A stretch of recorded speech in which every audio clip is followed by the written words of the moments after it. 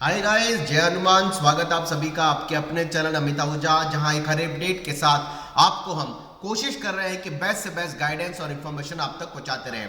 Guys, JEE main 2023 का exam जो कि 24 से 31 ऑफ जनवरी के बीच में प्रपोज्ड है, उस एग्जाम के लिए करीबन अभी तक 7,80,000 बच्चा जेईई मेन का रजिस्ट्रेशन कर चुका है और अब लास्ट के 3 दिन बचे हैं क्योंकि 12 ऑफ जनवरी तक रजिस्ट्रेशन की लास्ट डेट है। तो ऐसा लगता है कि करीबन 8,20,000 से 8,30,000 के बीच में जेईई मेन के लिए बच्चे रजिस्टर करते हुए आराम से दिखाई दे रहे हैं।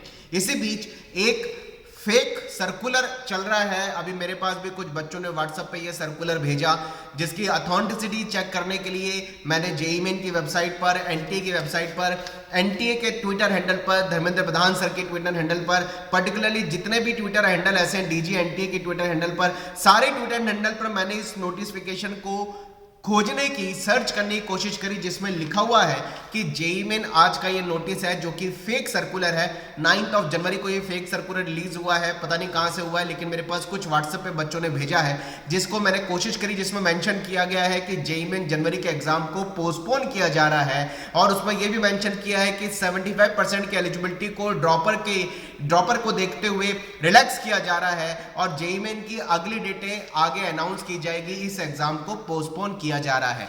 यह नोटिस पूरे तरीके से फेक नोटिस है। ऐसा कोई सर्कुलर ना तो जेईई मेन की वेबसाइट पे आया है, ना पर्टिकुलर किसी भी ट्विटर हैंडल पे आया है, ना कहीं भी हमने किसी भी गवर्नमेंट न्यूज़पेपर के अंदर या टेलीग्राम पर या कहीं पर भी न्यूज़पेपर है हमने इसको ढूंढा, हमें कुछ इस तरह का नोटिस अभी तक नहीं मिला है। इसका मतलब जो पोस्टपोनमेंट का नोटिस है ये पूरे तरीके से फेक नोटिस है। इस पे आप विश्वास मत करिएगा।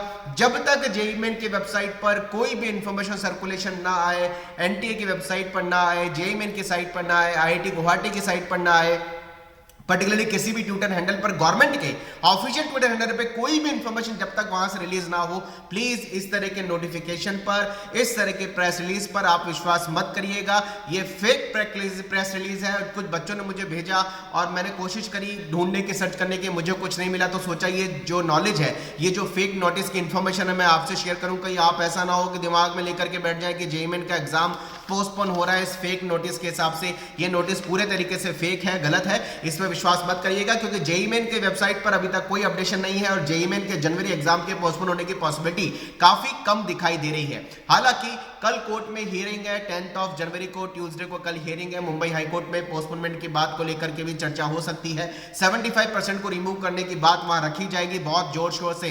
देखते हैं कि उस मुंबई हाईकोर्ट की हियरिंग का क्या डिसीजन आता है या फिर आगे ये पोस्टपोन आगे जाकर के और ये डेट एडजॉर्न होती है। वो देखते हैं क्या नोटिफिकेशन के थ्रू चीजें निकल के आती हैं। तो कल मुंबई हाईकोर्ट में हियरिंग है अब इस 75% की एलिजिबिलिटी को लेकर के, जो कि काफी हद तक हटना चाहिए। इस बारे में हम भी कहते हैं कि वाकई में एक बच्चों के लिए अननेसेसरी की गवर्नमेंट की लगाई हुई एक बात है, इसको गवर्नमेंट को जरूर रिलैक्स करना चाहिए, बच्चों के फेवर में डिसीजन लेना चाहिए। और पोस्टपोनमेंट को लेकर के अगर कोई बात कल वहां होती है या आगे कोई नई चीज निकल के आती है तो वो आप तक अपडेट पहुंचाने की कोशिश करेंगे। लेकिन जेईई मेन के फॉर्म भरने में लास्ट के 3 दिन रह गए जनवरी सेशन के लिए।